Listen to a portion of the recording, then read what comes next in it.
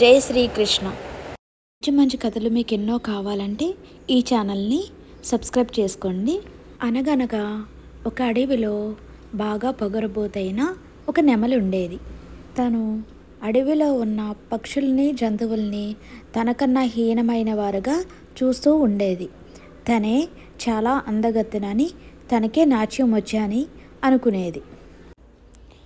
నెమలి ఇలా అనుకున్నది, వర్షం వస్తుంది, చాలా సంతోషంగా ఉంది, నాట్యం చెయ్యాలి, మిగతా వారందరినీ హేళన చేసి వద్దామని అక్కడ నుండి స్టార్ట్ అయ్యినది. నాట్యం చేసుకుంటూ వెళ్తూ ఉండగా దారి మధ్యలో కాకి కనిపించింది.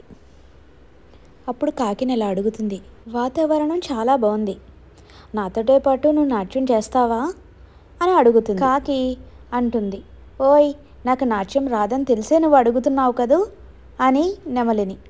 అప్పుడు నెమలి అంటుంది, ఆహా, నాకు ముందే తెలుసు నువ్వేమంటావా అని అడుగుతున్నాను అంతే. నవ్వుతూ, సర్లే వెళ్ళొస్తున్నా, నాకు చాలా పనున్నది అని అక్కడి నుంచి నెమలి వెళ్ళిపోయింది. అక్కడి నుంచి వెళ్తూ వెళ్తూ మార్గం మధ్యలో జీబ్రా కనిపిస్తుంది నెమలికి.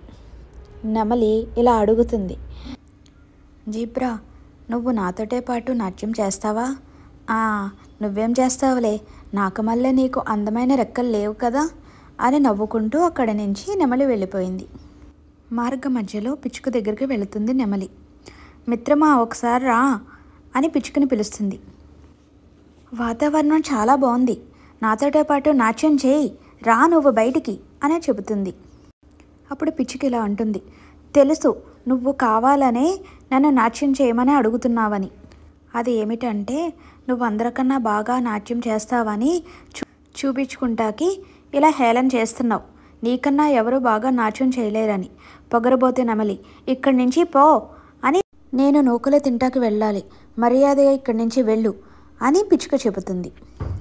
నెమలి ఎలా అంటుంది, ఈ విషయం తెలిసి నాకు చాలా సంతోషంగా ఉంది, అడవి మొత్తానికి నేను ఒక్కదాన్ని నాట్యం చేయగలను. కొంచెం దూరం నడిచిన తర్వాత పొగరబోతు నెమలికి కొంగ కనిపిస్తుంది. దాని బుర్రకి ఏదో ఆలోచన వచ్చి కొంగ దగ్గరికి వెళ్ళి, ఏ కొంగ, నువ్వు ఇక్కడ పక్షులా మీ అందరూ అనిపించట్లేదే అని అడుగుతుంది. అప్పుడు కొంగ, నేను ఇక్కడ పక్షిని కాదు, నేను వెళ్తూ వెళ్తూ మార్గ మధ్యలో అలసిపోయి మీ అందరము ఇక్కడ ఆగాము అని చెబుతుంది. అప్పుడు నెమలి, తీసుకో, విశ్రాంతి తీసుకోండి, మీరందరూ చాలా అలసిపోయినట్టు కనిపిస్తున్నారు. అప్పుడు కొంగ, నెమలన్నా, నువ్వు వెళ్ళి నాట్యం చేసుకో, నేను కొంచెం సేపు విశ్రాంతి తీసుకోవాలని చెప్తుంది. నువ్వు భయపడుతున్నావు, నేను నిన్ను కూడా నాట్యం చేయమని అడుగుతానని. అందరూ నాకు మళ్ళీ నాట్యం చేసి అలసిపోకుండా ఉంటారా ఏమిటి? నెమల మాటిని కొంగకి కోపం వస్తుంది.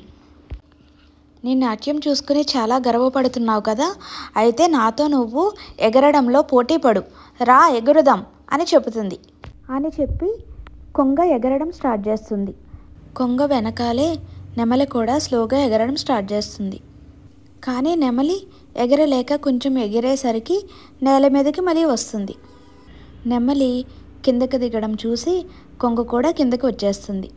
ఈ అడవిలోనే నువ్వు చాలా అందమైన పక్షివి, నీ రెక్కలు ఇంద్రధనుసులాగా రంగులు రంగులుగా ఉంటాయి అన్నది కొంగ.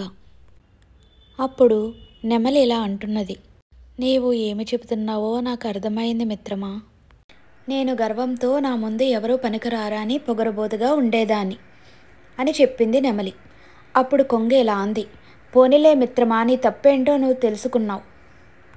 ఎప్పుడో ఒక విషయాన్ని గుర్తుపెట్టుకో నెమలన్నా, ప్రతి ఒక్కరిలో ఒక్కొక్క ప్రతిభ ఉంటుంది, నీలాగానే అందరూ ఉండాలని ఎప్పుడూ అనుకోకు, మన ప్రతిభను చూసి మనం గర్వపడకూడదు అన్నది కొంగ.